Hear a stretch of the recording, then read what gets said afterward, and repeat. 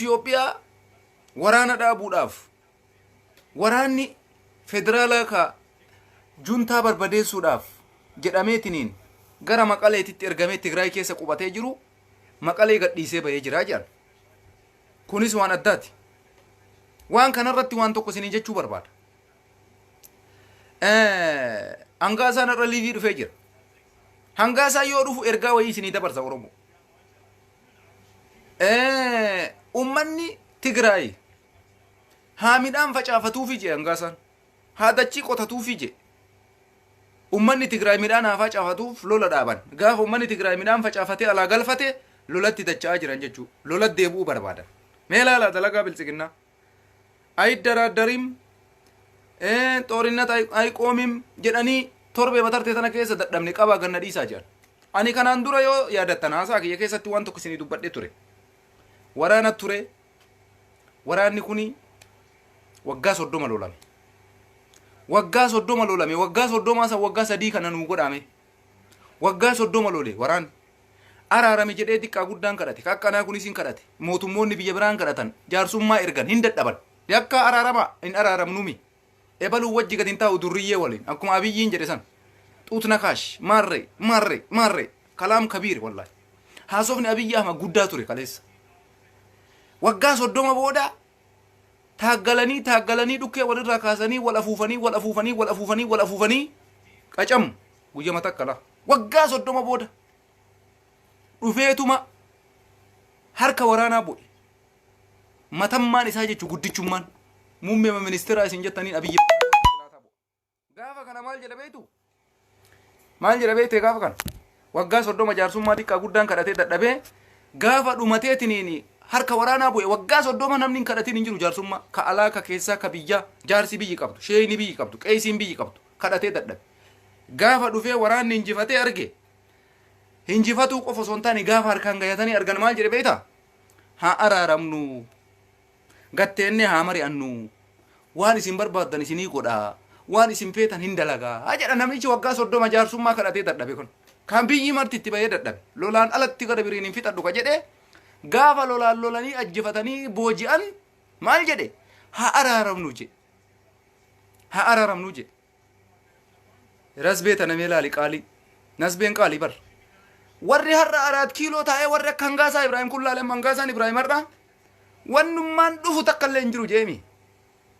Wannummaan dhufu takkallee hin jiru jeemi. Wanni dhufu inuma jira. Oromoo yoo waa fiduu dadhabe wayyaaneen huma fiddi. Kana dhibbaan dhibbatti isinitti maan.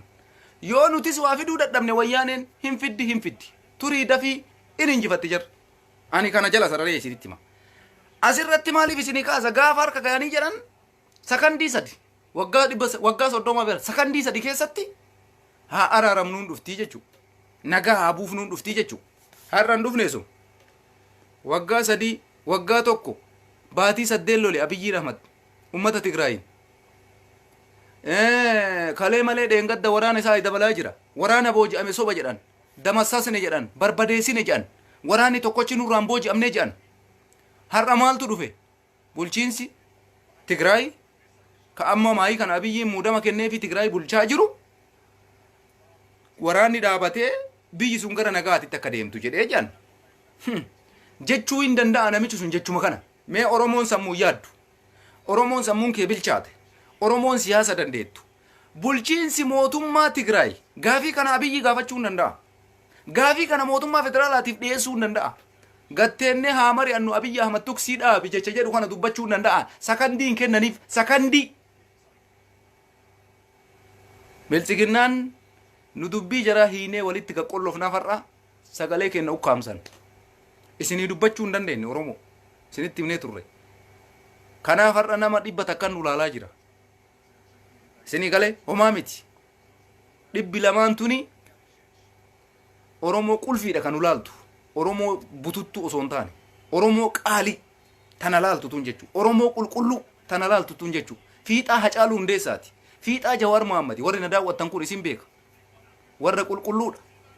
Hin injifattan shakkiin takkallee hin jiru. Warra walitti hassabnee miiliyoona 60 taaneen san guyyaan uf keessaa baafnu fagoo hin jiru jechuudha. Warra walitti hassabamnee miiliyoona 30 taaneen shoko kasan qulqulluun hin baya keessa. ka miiliyoonaan hin bitamne, ka doolaaraan hin bitamne, ka kondominiyeemii hin bitamne, ka manaan hin bitamne Oromoon nutsuun har'as boris hin jirti jechuudha. Asirratti maal isinii barbaade? Bulchiinsi Tigraay Abiyyi Ahmadiif gaafii kana dhiyeessuu ni danda'a yaa Oromoo. Gadi taa'ii Geetaachoo Raddaa waliin mari'adhu, gadi taa'ii Dabratsiyoonii waliin mari'adhu jedhee gaafii kana Abiyyiidhaaf bulchiinsi Tigraay yoo dhiyeesse dhuguma jagnaadha. Dhugumatti jagnaadha namichi kun. Gaafii kana yoo federaalaa dhiyeessuu danda'e. Fiddee gowwaa maa taatan isin? Maaf gowwoomsitan? Maa ofiin taphattan? Nuun taphachuu hin danda'u nam tokko. Sammuun keenya sammuu bilchaataadha. Waan dalagamu hunda beeyna. Diraamaa Abiyyi Ahmad. Si galee? Diraamaa isaa hunda beeyna. Wallaahi billaahi isinitti maa Oromoo jala sararayan. Bulchiinsi Tigraay Abiyyi Ahmadii gaafii kana dhiyeessuu dhiisi. Awurooppaaf Ameerikaan dhiyeessitee fi dadhabde. Joo Baayiden mootummaan haaroofni Ameerikaa addisiin amma shuumame Abiyyiidhaa dhiyeessee dadhabe. Si galee? Bulchiinsi kun ofii isaati achi kaayee gaafii kana gaafatee sakandiitti deebii argatee waan inni gaafate dhagaa har'uma gaafate har'uma deebii argate. Yaa salaam. Yaa salaam, yaa salaam. Yaa abboo akkamitti bilisummaan dhufe Itoophiyaa keessatti? Akkamitti bulchiinsi Tigraay gaafii gaafatee osoo sa'a tokkoon guutiin deebiin deebi'eef. Yaa bilchiginna isin akka keessanitti siyaasa hojjettan anqaleessa isinitti mee siyaasni keessan mataa miilan qabu. Mataa miilan diraamaa yoo hojjettan diraamaan keessan fashalaa'aadha. Diraamaa kitti hojjettan hin beektan. Sa'atii takka keessatti deebii bulchiinsi Tigraay isin gaafate akkasumas deebii deebistaniif. Walii galtan lola dhaabdan. Ameerikaan kaleessa si gaafatte lola dhaabuu didde. Awurooppaan si gaafatte, Jarman si gaafatte, Ingiliis si gaafatte, Noorween si gaafatte, Faransaan si gaafatte. Mootummaan addisiin Ameerikaa amma dhufe si gaafate. Maan dhaabiin lola? Har'a bulchiinsi Tigraay gadi ba'ee Abiyyi Ahmad lola dhaabii nagaan furi. Uummanni keenya qamadii haa qotatu. Boqqolloo haa facaafatu. Misingaa haa facaafatu. Uummata Tigraay hin beelessinu. Amante fudhatte. Kaleessa karaa banii qarqaarsa uummata kanaa geessinaa jedhanii si gaafatte addunyaan. Nyaatuma birrii kennaan asii achi erginuuf karaa geessinaaf karaa banii settee si gaafatte addunyaan. Si galee obboleessa kiyya. Maan baniin karaa? Bakka aluma salphatti. Sa'atii lama keessatti bulchiinsi Tigraay gaafii dhiyeesse. Uummata Tigraay haa facaafatu qonna isaa gaafa facaafatee uummanni midhaan mana galfate walitti dachaanaa hagasii Geetaachoon fa'aa gara Maqalee asaa dachaanii karaa nuu bane.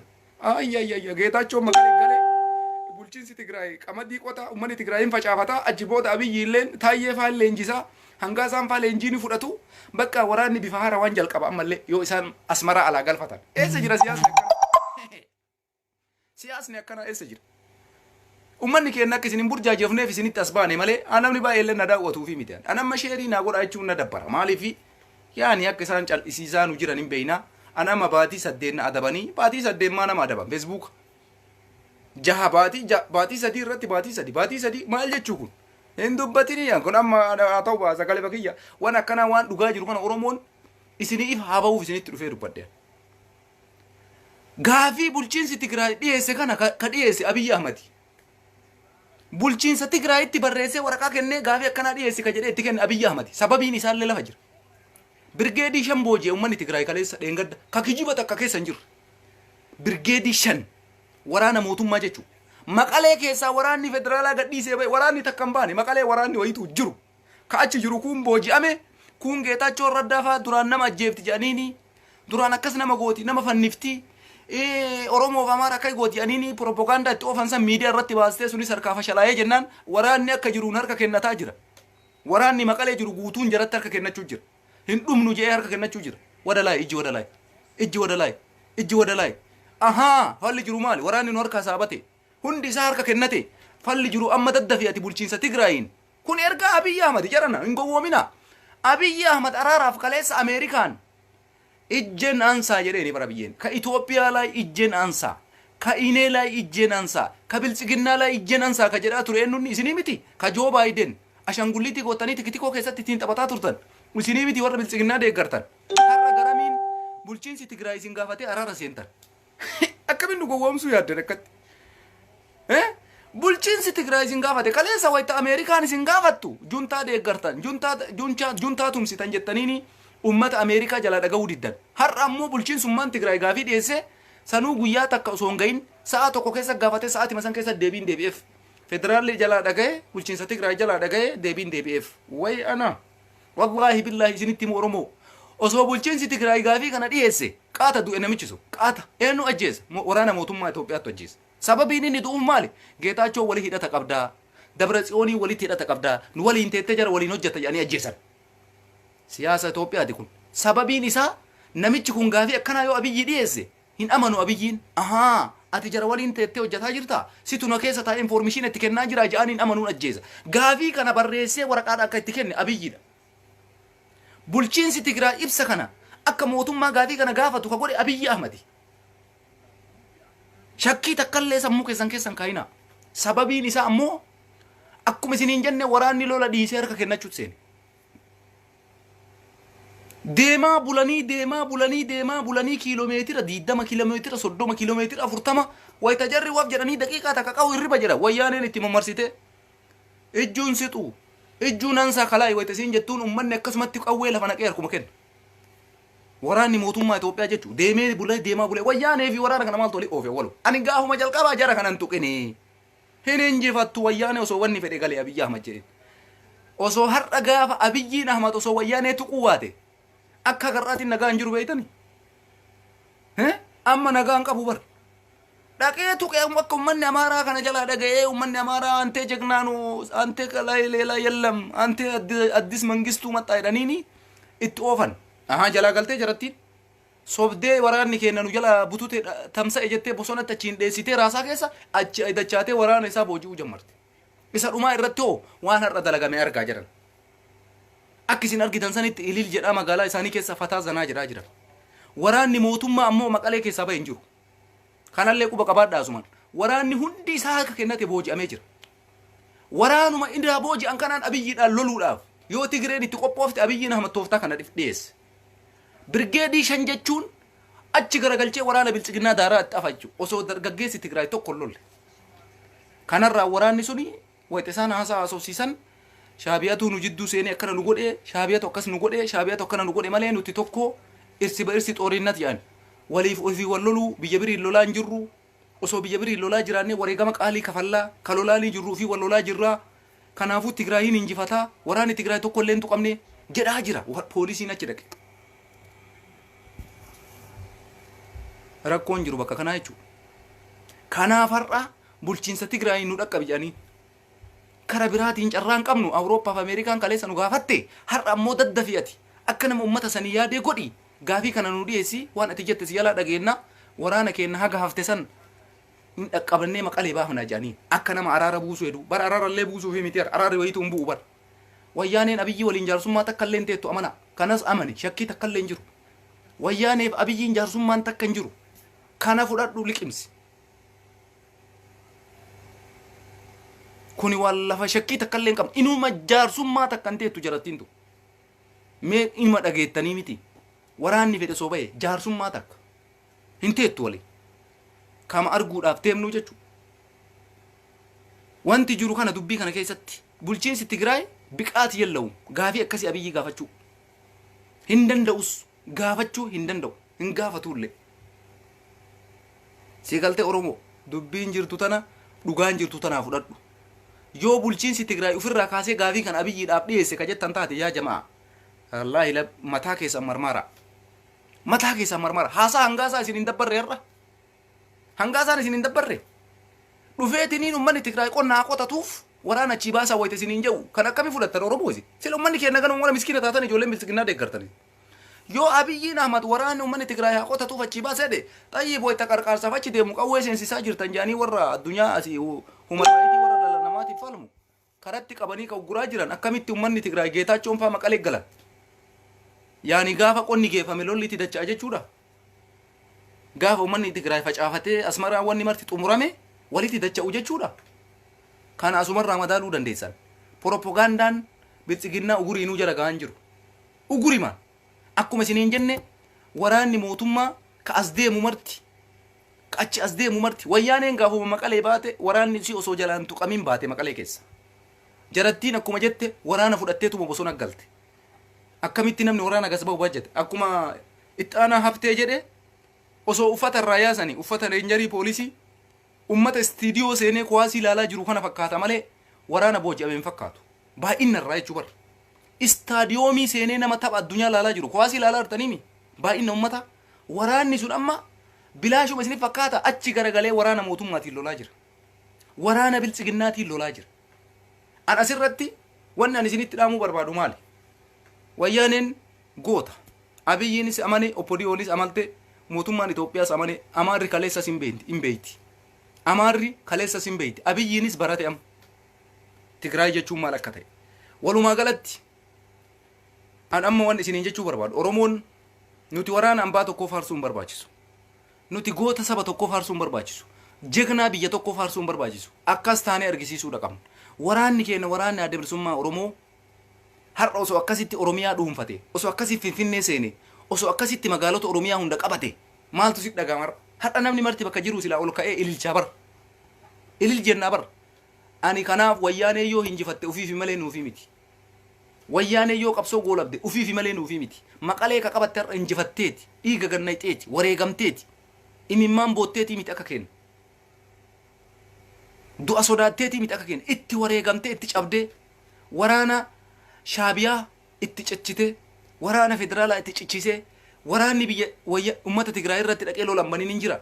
Liyyuu haylii Oromoo, liyyuu haylii Sumaalee, liyyuu haylii Amaaraa, hatta naga waraana Shaabiyaan bahutti dhaqee Tigraayin kan lolin jira. Kana hunda keessa dabritee waytarra jirri dhuftee maqalee deebitu Oromoo gaafachuu sirra jira. Karaan tokkochi bilisummaa sii fidu karama jaalmarrooti.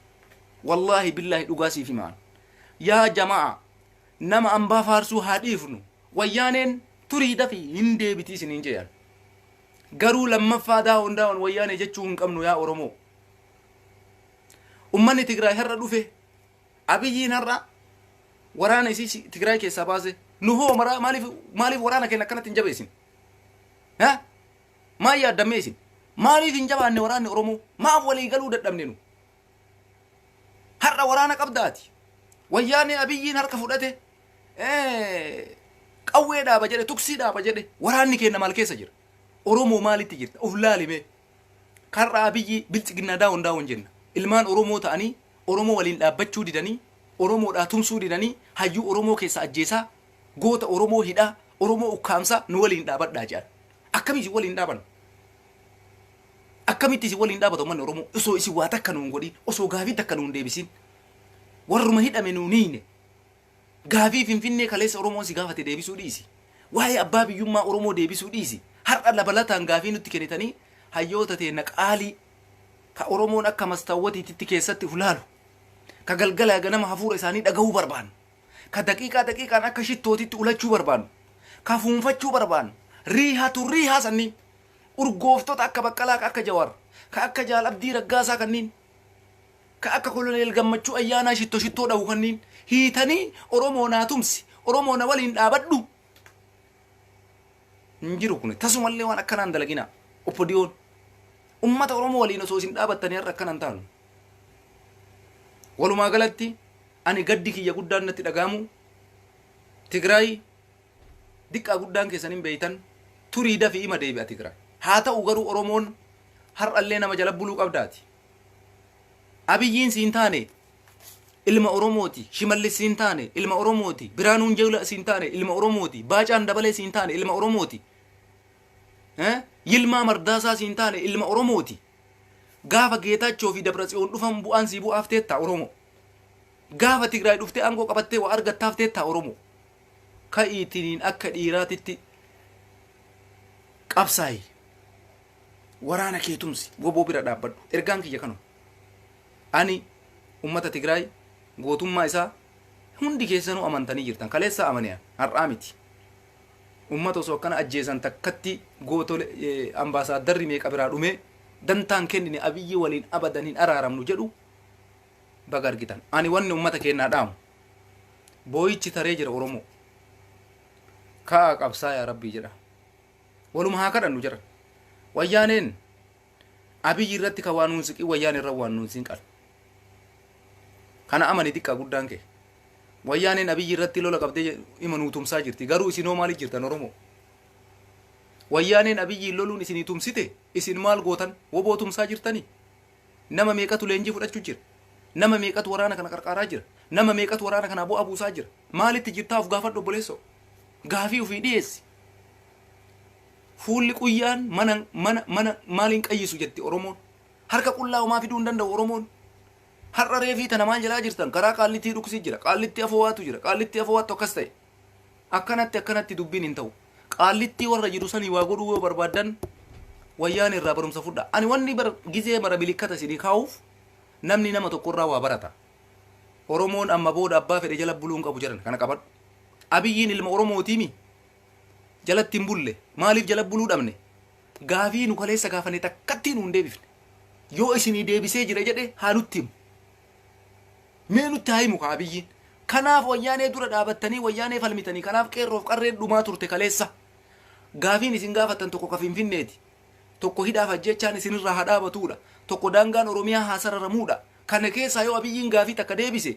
Oromootu balleessaa qaba hin deebine deebitee Tigree sii deebisaare Amaaratu dhufee sii deebisaare deebii kana deebisuun barbaattanii boo'ichumaan deebichuu barbaattanii no yoo gaafii kee deebisuu barbaadde hundi kee WBO waliin qabsaa'i poolisii humna addaa Oromiyaa dabalatee liyyu haylii Oromiyaa dabalatee Oromoo taate wanni jettu hundi kee an poolisii Oromiyaa kophaas hin baasu har'a wanni Tigraay qabu guutuun waliin loleetiin Abiyyi Ahmad Maqalee keessaa bahe malee waraana TPLF qofaa miti hundi isaatti dabalameeti poolisiin Oromiyaa hundi WBO wajji dhaabachuu qabdan WBO ajjeesuun isinirra hin jiru waan amma Shimallis Faa isin gootu kana laalina gulana isinumatu Oromootti hafa isinumatu dachii Oromiyaati isinumatu maqaan Oromoo warri keessatti Oromummaa keessanii amantan poolisii Oromoo ta'ee liyyu haylii amma leenji'aa jirtan dabalatee haga Tigraay dhayxanii Tigraay isin boojitu WBO dhayxanii WBO waliin qabsooftan Oromoodhaa bu'aa qaba ani amma booda poolisii Oromiyaa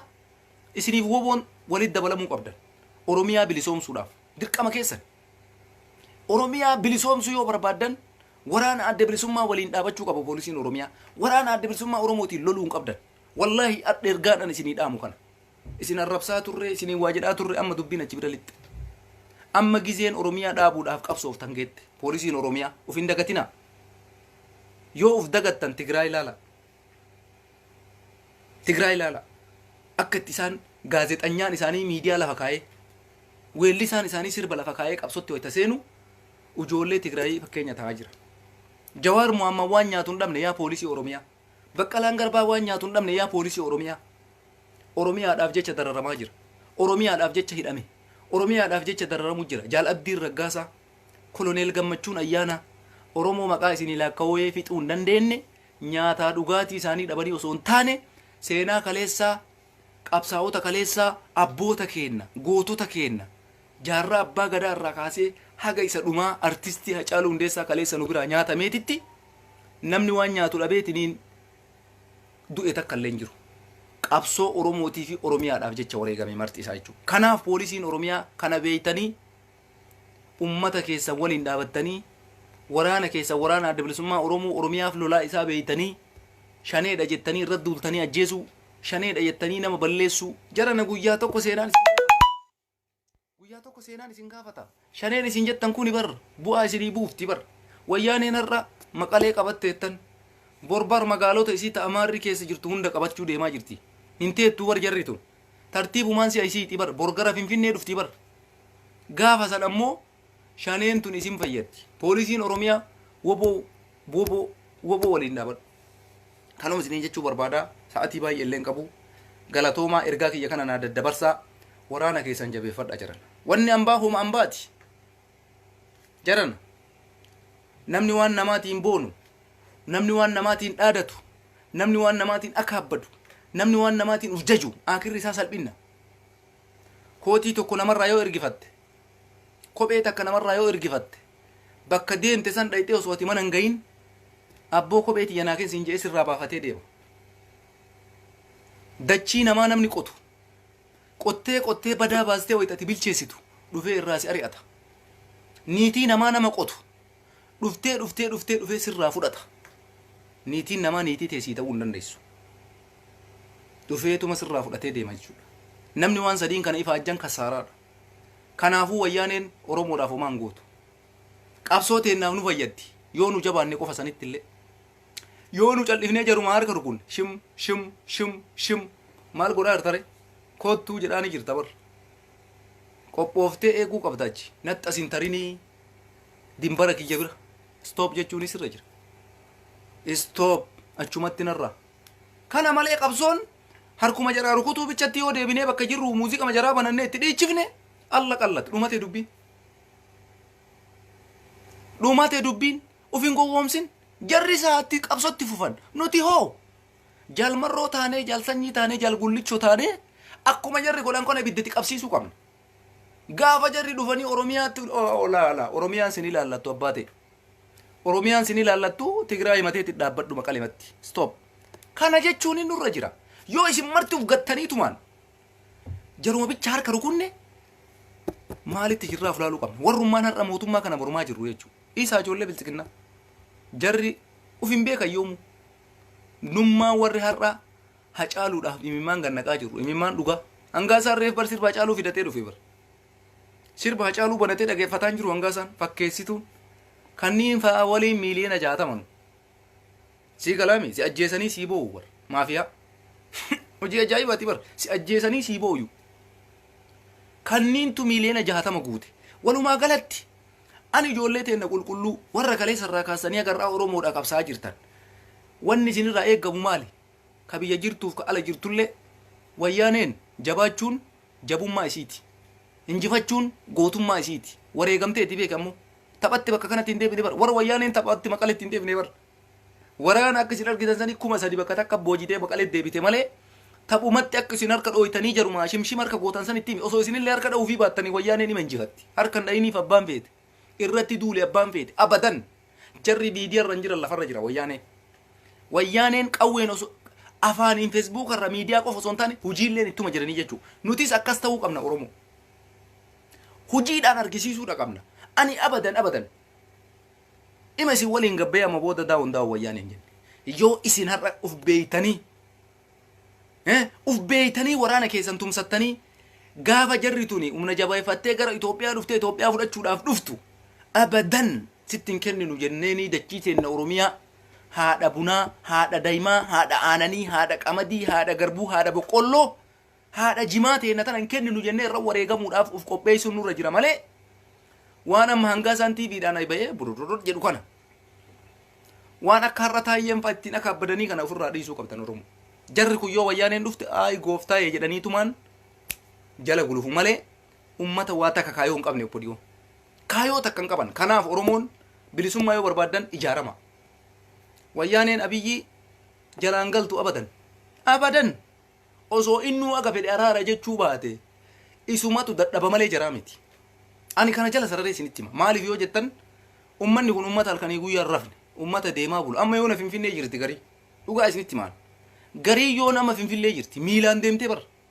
miilaan kiiloomeetira deemte yoo na finfinnee seenuu kaate har'a amma garii maqalee galte maqalee wayii tuttuun galtu wayyaaneen maqalee kaseentu muraasa ijoollee muraasa qofa maqalee galchanii diraamaa dalagaa jiran ammas hin deebi'an hin amanan tokkoffaa abiyyiis hin amananii waraana isaanii hunda gara maqaleetiitti hin deebisan iyyaadina waan akkasii tasumallee iyyaadduwan akkasii kaleessa abiyyiin nama gaafa guyyaa sadiitti lola xumurree torbee sadiitti xumurree jedhu baatii meeqa tarkaanfii isa dhumaati ani dheengadda tarkaanfii seenan har'a ammoo kunoo as argarte gaafii bulchiinsi Tigraay dhiyeesseen maqalee gadhiisee bahe waraanni federaalaa waraanni eessa jira qara maqalee keessa ka jiru harka kennate homaa hin jiranii iyyuu achi adaba ofi godha mootummaan jechuudha kana wanni dalagamuu qabu tokko ammoo isa dhumaa irratti OMN satellite irraa bu'ee jira oromoon bakka jirtu maratti miidiyaa kee tumsi hayyuu kee waan sitti dhiyeeffatee deeme qilleensa oromiyaa biliseensunee jedhe Jawaar qilleensa oromiyaa bilchiginnaan deebistee uggurtee jirti yoo birriidhaaf taate oromoon bakka jirtu maraa akkuma kaleessaa miidiyaa kee koola itti dhiigii OMN satellite irratti deebuudha qabaa marirra jiranii warra satellite waliin haasaatti jirama yeroo gabaabduu keessatti gofandiin banamee qarqaarsi godhamee fi miidiyaan oromoo hatattamaan qilleensa irratti akka deebu gara biyyaa irratti akka dabru kanarratti jabaachuun nurra jira an amma waan isinii jechuu barbaadu wayyaani harka dha'uun harka dhooytaniifis dhiiftaniifis oromoo yoo waa takka gootan qofa lolli Tigraay asiin abiyyi irraa lolaa jirtu oromoofillee bu'aa qaba yoo maal ta'e bu'aa qaba yoo jaalamarroo tumsite bu'aa sii qaba yoo jaal sanyii tumsite bu'aa sii qaba yoo jaal gullicho bira dhaabatte bu'aa sii qaba yoo poolisiin oromiyaa jaal marroon loluu baate bu'aa sii qaba sii galee laal poolisiin oromiyaa marroon oromoof lola oromiyaadhaaf wareegama jaal sanyiin oromiyaadhaaf lola oromiyaadhaaf wareegama gaafa jarri kun kana beekanii woboo waliin dhaabatanii daraja'anii dhufan atis gaafa san nu jala buluu didde har'a achuma nurraa dhaabbadhu uf danda'ii nutis uf dandeenna gaafa kana artistii kee duuti irraa dhaabata hayyuu kee hidhaan irraa dhaabata hayyuu keetii irraa duutiin dhaabatti yoo kana goone qofa yoo cal'ima jenneetumaan harkuma qofa jaraa rukunnee asiin poolisii keenya jabeessuu baannee woboo jabeessuu baattaniitiin jettan teena rabbumarraa dhuftee jechuu uf beekuun hennuu jechuu uf haa beeknu jechuudha kanuma isinii dhaamuu dhufeen an akka kiyyatti ummanni Tigraay ifaa jeeti Itoophiyaan qabannee dachii isaa qabate maqaleen biyya isaaniiti iddoo dhaloota isaaniiti haa qabatan garuu haga silanii dhufanii Itoophiyaatti hin deebine kanaaf ammoo Oromoonoo uf hin dagatin abadan antanuma isinii dhaamuu dhufe waan biraallee gammachuu biraa Hacaaluu Hundeessaa qofa gammachuun kiyya Hacaaluu Hundeessaa ummanni keenya har'a biyyatti akkasi baatanii CD isaa akkasi bitatee artistii keenya jaalatamaa hangafa artistoosaa Dr. Alii Birraa achitti argamanii artistoonni Oromoo hundi achi argamanii kakaleessa Oromoo waliin jiruu fi kaga Oromoo waliin hin jirrellee guyyaa isaa akkanatti Hacaaluu Hundeessaatiif godhamuun anaa gammachuu guddaadha. Hacaaluun hin duune wanti isin hin jennuun kanumaafi.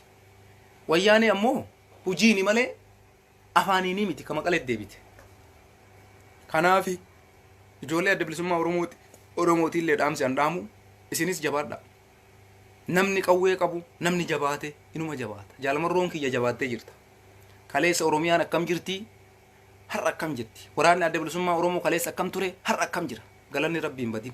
Tanatti yoo shakkarre tabiraallee argannaa jechuudha. Tanuma wanni isin hin jennu wanni biraan jiru. Wayyaaneen osoo mafeetellee dhuftee amma booda Oromoon ima jalatti hin bulle jarallee. Qabsoodhaaf nu deeggartii walitti tumsineetiniin ummata sirna Amaaraa kan ofirraa jiisinaa fi malee nuti kaayoo wayyaanee deeggaruullee hin qabnu jaran. Haquma jirtu walii himuu wayya.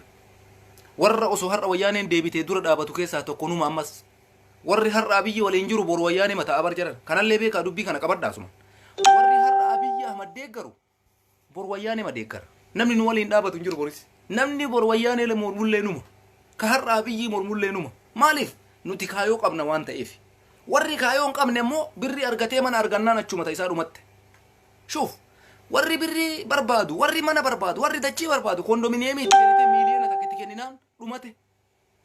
Gaafa sanillee birrii jaraa didee kondominiyeemii wayyaanee didee dachii isii fudhachuu didee ka dura dhaabatu anuma ijoollee har'a Abiyyi dura dhaabatte tana. Warri har'a Abiyyi waliin dhaabate bor akkasumatti wayyaanee waliin dhaabata malee jijjiirama biraan fidan isaan.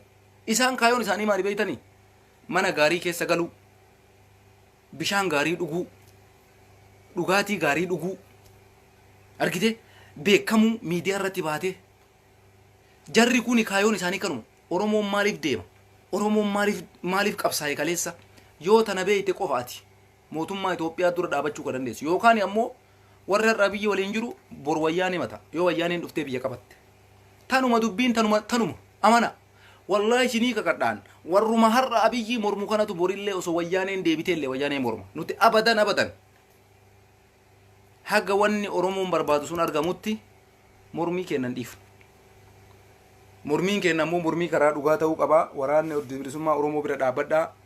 Ergaan kiyya kanuma OMN qarqaaraa goofandii naa banamuu warri OMN daddafaa miidiyaan kun satellite irratti akka deebi'u uummanni keenya ammaayyuu mashkuula ta'ee jira. Sagaleen keenya ukkaamame jechuu jammaree jira. Uummanni booyaa jira.